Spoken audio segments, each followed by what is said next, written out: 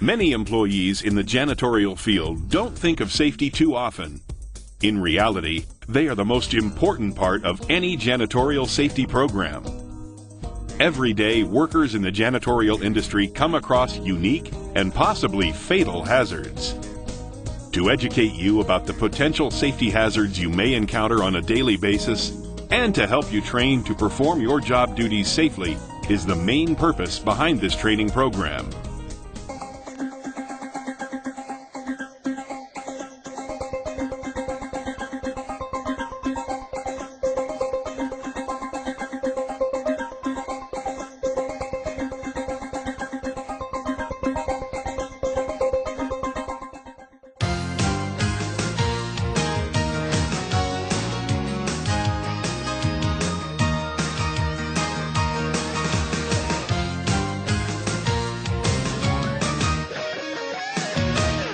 This program is not a comprehensive training program for each topic covered, but should be considered as an introduction of the topics covered.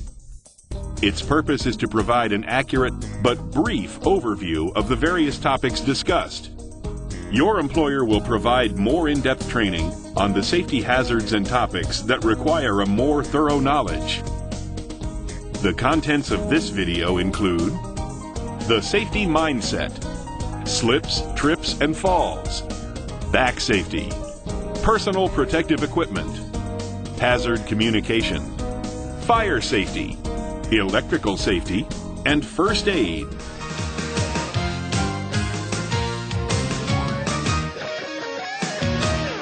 A good safety mindset starts with you. Your attitude towards safety can be the best preventative measure available to you. If you consistently think about safety measures as you perform your job duties and keep alert to your surroundings for possible safety hazards, you will help ensure your safety as well as the safety of those around you. When you spot a safety hazard, take immediate steps to correct the problem. This may include correcting the problem yourself or notifying your supervisor and/or other employees who can correct the problem. Never take shortcuts when doing your job. Sometimes, having the right attitude and following proper procedures may mean taking a few extra minutes to do the job right. This is the safe way to work.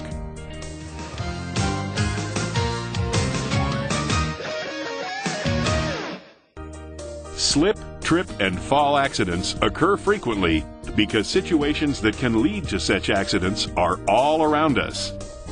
Slips, trips, and falls are the most common accidents to employees in the janitorial service industry. Working in the janitorial field, you will often find yourself working in and around situations associated with slip, trip, and fall hazards. If you understand causes and take certain steps, you can minimize or avoid a slip, trip, or fall injury. Slips are caused predominantly by wet surfaces due to spills. Marking and cleaning up spills immediately will prevent many workplace injuries. Wet concrete or other wet floor surfaces can become very slippery even after a spill is cleaned up. Make sure you mark any area such as a bathroom floor that has been mopped so a fellow worker or another person is aware of the hazard. Not all slips are caused by the surface itself, but may be caused by the employee's shoes. Employees should wear slip-resistant shoes whenever possible, especially those who work in areas prone to be wet. The causes of trips can usually be easily identified. An object obstructing the view where one is walking, such as when carrying a box. An object in the path of normal walking. Hard to see walkways due to darkness or poor lighting. Clutter in the walkway, such as boxes or other items that should be picked up. Never put boxes or items in front of exits. Wrinkled carpet or loose-fitting carpet or tile. Cables or extension cords crossing the path, and uneven walkways such as doorway thresholds. There are several ways to prevent common causes of tripping. Remove obstacles from walking paths, walkways, and hallways. Keep work areas well lit. Replace burned out light bulbs immediately. Rerouting or properly covering exposed cables that cross pathways and straighten, repair, or remove flooring that is loose or not properly installed. You risk falling when working from any elevation. Falls can also be the results of slips and trips. Be careful when using any type of equipment that elevates you to a higher level, such as a ladder or a stool. Know the correct procedures for using ladders and don't use damaged ladders. Never place a ladder on uneven ground. Never work from the top rung of a ladder. Do not reach from a ladder. It is safer to get off the ladder and move it to a more appropriate position. Never use a box or chair to reach a higher level. When working on steps or stairs, use extreme caution and never leave tools or other items on stairs.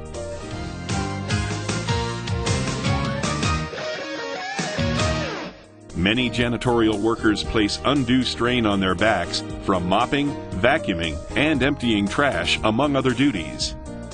To avoid back injury, stay physically fit and maintain good posture.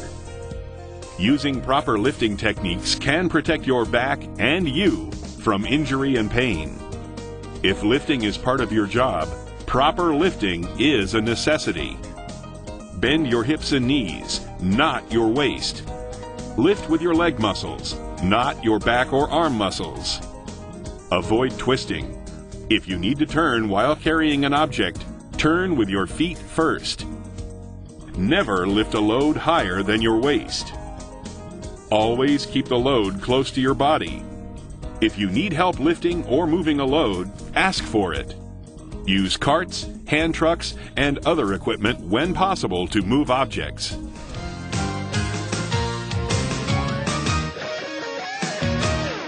Personal protective equipment, referred to as PPE, can provide a vital safety barrier between you and possible health and safety hazards. Don't take the use of PPE lightly.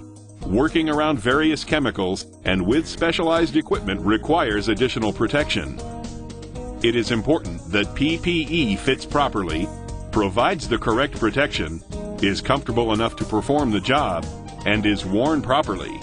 Some of the more common items of PPE you may be asked to use are gloves, safety goggles or glasses, earplugs or ear muffs, protective clothing, boots and safety shoes. Gloves can protect your hands from spills, cuts, chemicals, and electrical shock. Proper safety goggles or glasses prevent flying objects and splashes from damaging your eyes. Normal eyeglasses are not considered safety glasses unless they're also protective safety lenses. Earplugs and ear muffs can protect your hearing when working with loud, intense, or high-pitched equipment such as vacuums, carpet cleaners, and polishing machines. Protective clothing protects you from chemical spills, heat, and sparks. Many janitorial service employees wear special coveralls or an apron. Boots and safety shoes can prevent foot injuries from falling objects, punctures, slips on wet floors, electrical shock, and heat. PPE must always be properly maintained to ensure continued and proper protection. Always check PPE for damage before and after it is used. Clean PPE before it is put away. Dispose of single-use PPE, such as disposable earplugs, properly. Avoid storing PPE in a place that could damage it due to heat, light, and/or moisture.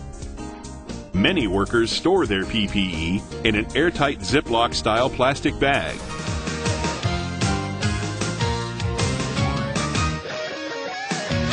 Janitorial employees use many different types of hazardous substances, including cleaning chemicals, air fresheners, and others.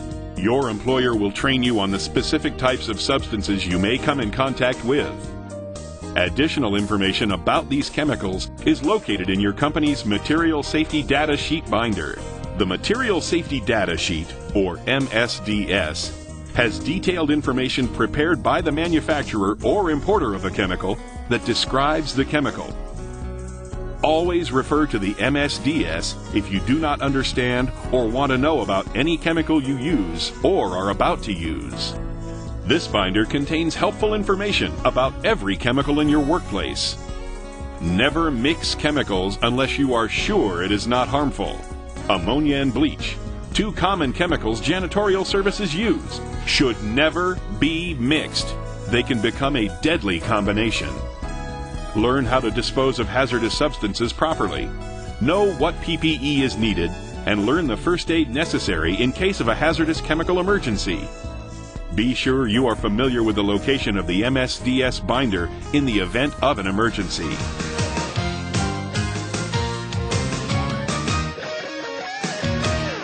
The best method of fire safety is fire prevention. All workers should take every step possible to prevent fires. Keep your workplace free of trash or other combustible materials. Do not overload electrical circuits and replace damaged electrical cords. Do not allow sparks or flames in areas using oxygen or flammable gases. Do not smoke except in designated areas. Fire prevention is important, but knowing what to do in case of a fire is just as important. Be prepared in case of a fire. Always call 911 if you see a fire. Know the location of all emergency exits, fire alarms, and fire extinguishers. Learn how and when to operate fire extinguishers. Remember, smoke and heat can be just as deadly as flames. Don't open any door without first testing the amount of heat radiating from it. Touch the door to feel if it is hot. If it is hot, do not open the door. Stay low on the floor and crawl if the walkway is filled with smoke. The air tends to have more oxygen closer to the floor. Remember that others' lives may depend on your actions.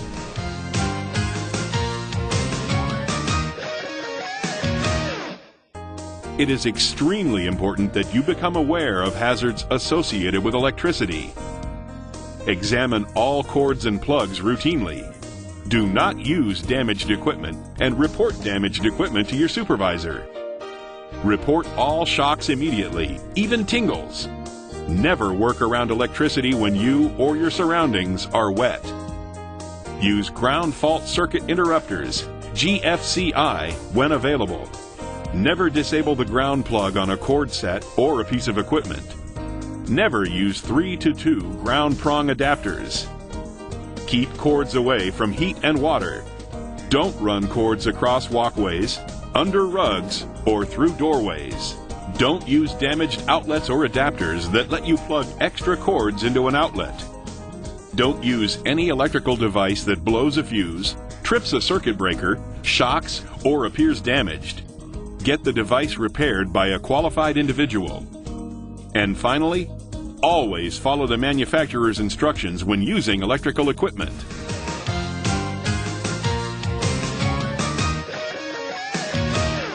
First aid is limited care for an illness or injury until trained medical attention can arrive. Never move a victim unless you are absolutely sure it will not make their injuries worse, or to not do so would make their injuries worse. Try and make the injured person comfortable. Always let trained medical personnel move an injured victim. Should first aid be required, you should be prepared. Know the correct phone numbers to call if the injury requires trained medical personnel. In most cases, this should be the nationwide 911 number. Know the locations of all first aid kits. If a person is bleeding, always wear protective equipment. Know the location of the nearest eye wash and emergency shower. Know who is certified in first aid at the facility. Report every accident or close call to your employer.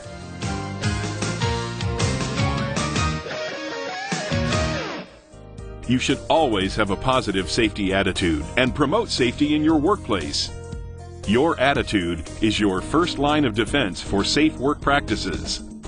Maintain a clean work environment to prevent slips and trips. Always wear the proper PPE required by your employer. Follow your employer's safety rules and procedures. If you don't understand, ask your supervisor. Always pay close attention to safety training. Ask your supervisor if you have any questions about equipment or procedure. This video program has been a brief introduction to a variety of workplace subjects you may encounter. Your employer should provide in-depth safety training on these and other significant hazards in your workplace.